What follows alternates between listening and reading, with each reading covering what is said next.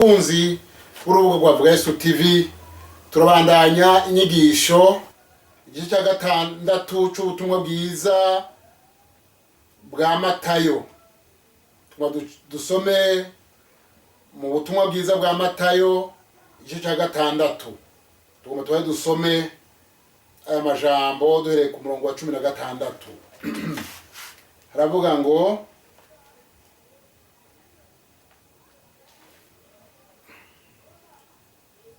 kandi iyo mwisonzesha ntimwijirwe nk'uko zandyarya zibigira, kuko biyoberanya mu maso ngo babonwe n'abantu ko bisonzesheje. Ndababwira ukuri, baramaze guhabwa impera zabo.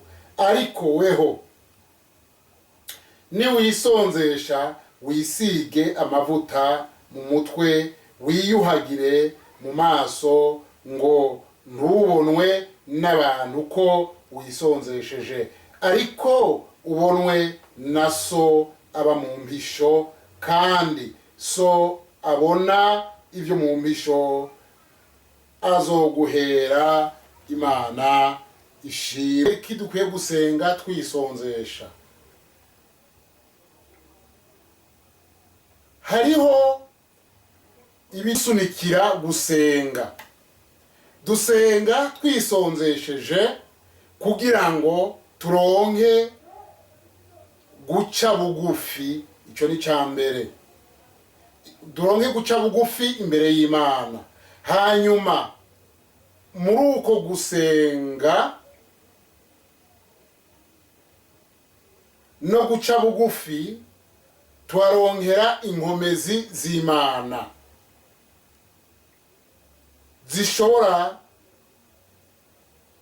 kutuduza zikadushikana ku Mana, imbere y'Imana twumva ko dufitaniye ubucuti n'Imana.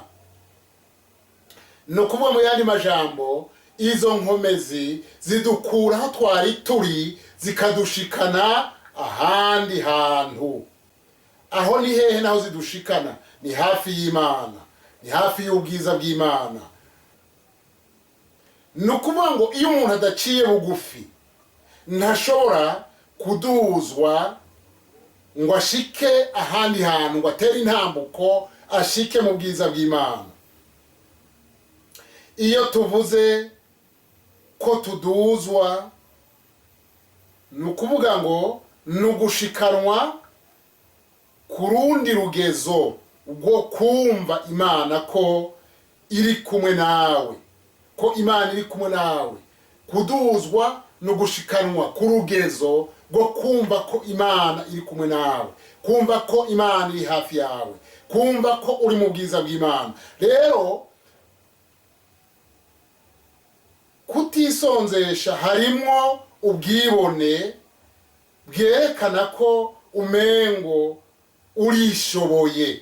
Iyo umuntu atisonzesha harimo ubwibone bwerekana ko umengo umuntu arishoboye.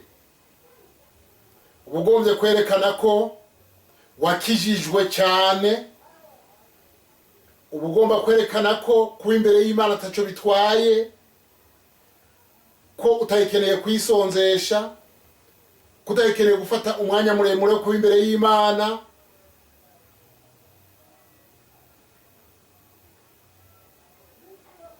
Kandi ubugomba kwerekana ko ataco ukeneye imbere y'Imana.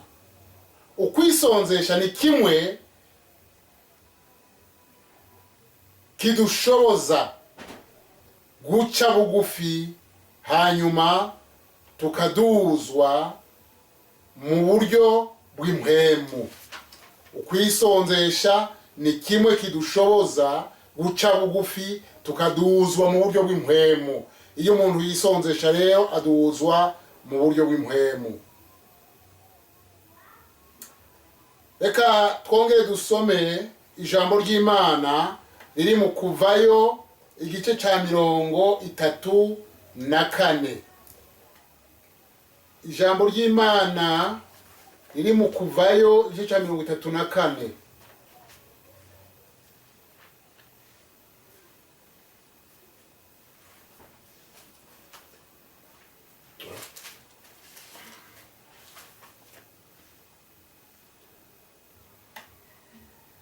Turasoma ku murongo wa 28.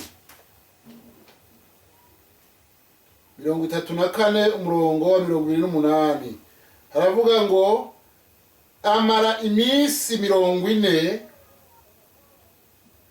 n'amajoro 40 ari kumwe n'Uhoraho aho hantu ataco kurya atamira atanamazi anywa.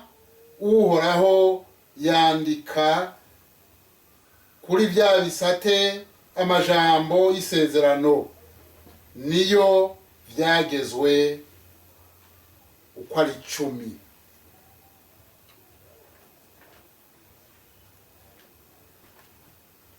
Turabona kandi mu gice cya 4 cya Matayo umurongo wa 2 turabona Yesu Kristo ko yisonzesheje iminsi 40 ataco arya atacanywa. Kwisonzesha nukumva Imana ko iri kumwe natwe. Iyo twisonzesha twumva ko Imana iri kumwe natwe.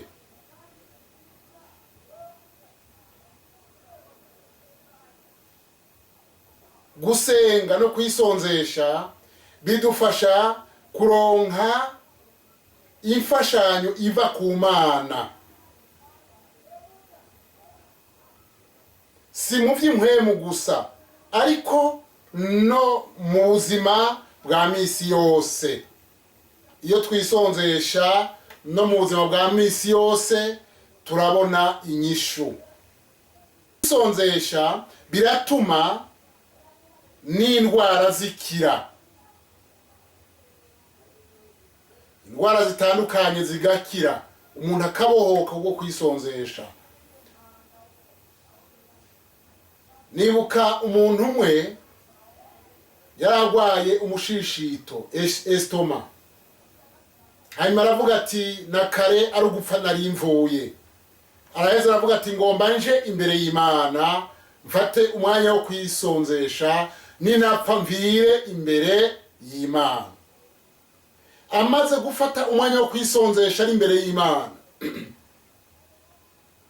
yavuyeyo yakize yabohotse, Imana yamukijije. Rero kwisonzesha nako nyene kurakiza indwara.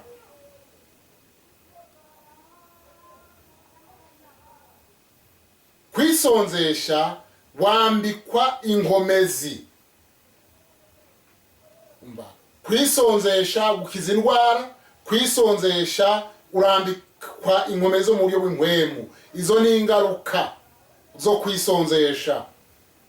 Uronka guhishurirwa iyo wisonzesha. Ingabire yo guhishurirwa zo guhishurirwa ziruguruka. No kuvuga ingabire z'uburyo bwa mpwemu yera z'uburyo bwose, ingabire za mpwemu yera zitangura gukora iyo ufata akanya yo kwisonzesha. Kuko ubwenge n'impwemu yawe biba byatekaniye imbere y'Imana, biba byamaze umwanya biri imbere y'Imana.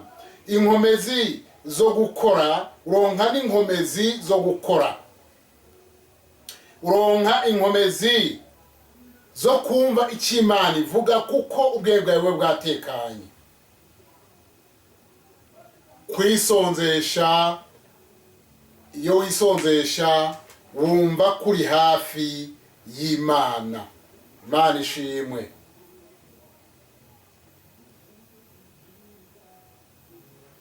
Ukwisonzesha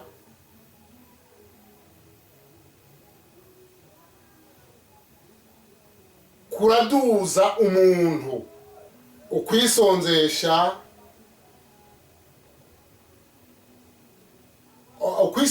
kwa mbere ni ukwisonzesha reka turabire hamwe ukwisonzesha ku buryo bubiri canke butatu. Ukwisonzesha kwa mbere ni ukwisonzesha ataco urya ataco unywa. Ni ukuvuga aha urashobora gufata umunsi umwe wisonzesheje. Ni ukuvuga ngo umunsi umwe ni ukuva mu gitondo isaha 12 usenga wisonzesheje ugashitsa ikindi gitondo isaha 12, uwo ni umunsi umwe. Twamaze kubona Mose yisonzesha iminsi 40, turamaze kubona Yesu Kristo yisonzesha iminsi 40. Muri Bibiliya yose dusomye dusanga abantu bashoboye kwisonzesha iminsi 40 ataco barya ataco banywa ni Yesu Kristo, ni Mose na Eliya. Abo nibo bisonzesheje iminsi 40 ataco barya ataco banywa. Ni ukuvuga kenshi iyo abantu bavuga ko bisonzesha iminsi 40 arashobora kwisonzesha ku mugoroba agafata utuntu nk'amazi cyangwa agafata nk'utuntu tworoheje kugira ngo azaragira utuguvu. Uko nako no kwisonzesha kandi Imana iragushima. Hariho benshi bagerageje kwisonzesha iyo minsi 40 ataco barya ataco banywa, baragize ibibazo, bamwe baragize ibibazo. Hariho bamwe bapfuye, abandi bakaja kubakura muri ayo masengesho batakibasha. No kuvuga rero kwisonzesha kurafise intambuko. Hariho ibintu bimwe bimwe bisaba gutegura umubiri. Ugomba kwisonzesha neza, nayo bari iminsi 3 tangura utegura umubiri wawe. Umara iminsi urya ibintu byoroshe ngutubogaboga n'ibindi, imboga n'ibindi. Ibyo biratuma utegura umubiri wamenyeye kurya, bigatuma umubiri utangura kumenyera. Rero kwisonzesha ataco urya ataco unywa no kuva ku munsi wa mbere ugashika ku munsi ugira 3. Kwisonzesha ataco urya ataco unywa urashobora guhera ku munsi wa mbere ugahita ku munsi ugira 3. Aho urashobora kuva mu masengesho wumva ugifise inguvu. Mugabo umaze kurenza iyo minsi birashoboka ko ushobora kuyirenza ugahita no kumva yose, ariko aho nta nguvu nta nkomezi uba ugifise. No kuvuga iyo umaze kurenza iyo minsi 3 bisabwa ko uzuranywa amazi, kuko umubiri uba ukeneye amazi.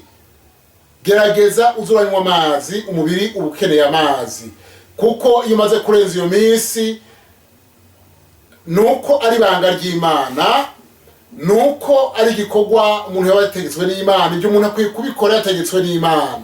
Kurenza iminsi 3 ukwiye kubikora wategetswe n'Imana, kuko aho urengeje iminsi 3 umubiri utangura gutakaza amazi, kuko umubiri ugizwe n'amazi. Hariho ukwisonzesha kugira 3 kworoheje, nako no kwisonzesha no kuvuga ugahera mu gatondo ukarya utuntu tworoheje, utuntu duke kuva mu gatondo. No kuvuga wahereye kuva mu gatondo ushaka ku mugoroba ukarya utworoheje. Uko nako no kwisonzesha. Hariho no kundi kwisonzesha ari abantu bamenyereye gufata utwo kurya two mu gatondo, utwo natwo nyene iyo duhevye. Uko nako no kwisonzesha, mugabo wabihevye kubwo gusenga Imana uri imbere y'Imana. Kwisonzesha kwa 4 hariho kwisonzesha ugafungura ku mugoroba, no kuvuga ni gice cy'umunsi. Aho iyo wisonzesha gushika ku mugoroba uba wisonzesheje igice cy'umunsi, kandi Imana irabana nawe, Imana ikugirira neza.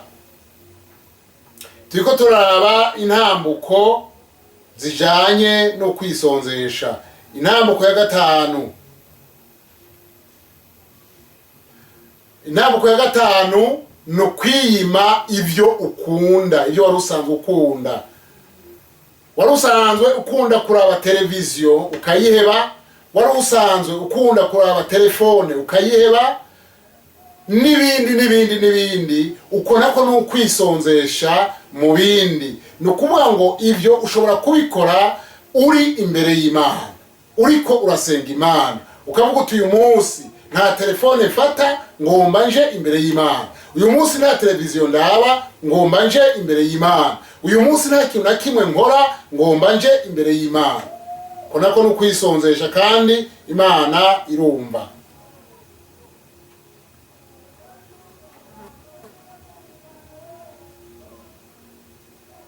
Rero intumbero yo kwisonzesha ni ukwemera gucishwa bugufi, ucishijwe bugufi no kuva mu mwanya wari urimo, no kuva muri bwa bwibone ukaduzwa ugashitswa ahandi hantu. Nshuti yanje, mugenzi wanje, mbega uragomba kuduzwa, mbega uragomba gushikanwa ahandi hantu. Yesu Kristo yabwiye abigishwa biwe igihe bari basenze impwemu mbi, bariko barazisenda mu muntu zikanga kumuvamwo. Yesu Kristo aje arazisenda, avuga ijambo rimwe, aravuga ati nimumuvemwo, muvemwo, zica zimuvamwo. Hanyuma abigishwa baramubaza bati, twebwe ko twari twagerageje uburyo bwose bikanka, byatewe n'iki? Yesu Kristo arabwira ati, mwene izi mpwemu mbi ntizikugwamo n'ikindi atari ugusenga no kwisonzesha. Rero iyo umuntu asenga yisonzesheje aronka inkomezi zidasanzwe. Ndabatumirira iri banga ryo kwisonzesha, iri banga ryo kuba imbere y'Imana, mwisonzesheje, twisonzesheje, kugira ngo twambikwe inkomezi nsha, kugira ngo tuvugane n'Imana. N'indwara zirahunga kubwo kwisonzesha. Umwami abahezagire, umwami abagirire neza, kandi umwami adushoboze kubw'iryo banga. Imana ibahezagire. Dusenge. Urakoze mwami Yesu, urakoze kubw'ijambo ryawe. Izi nyigisho zikomeze kudushikana ahandi hantu. Mwami wacu Yesu Kristo, turakwinginze kugira ngo dushoboze kwisonzesha. Abantu bawe ubagirire neza, bashoboze kwisonzesha kugira ngo batsinde inkomezi z'umubiri. Kuko iyo twisonzesha, inkomezi zo mu buryo bw'umubiri ziratsindwa, tukambikwa inkomezi zo mu buryo bw'impwemu. Urakoze nyakubahwa, tubisenze mu izina rya Yesu Kristo, umwami n'umukiza wacu. Amen. Mwari kumwe na mwene so Nimenya Emmanuel, umwami abahezagire.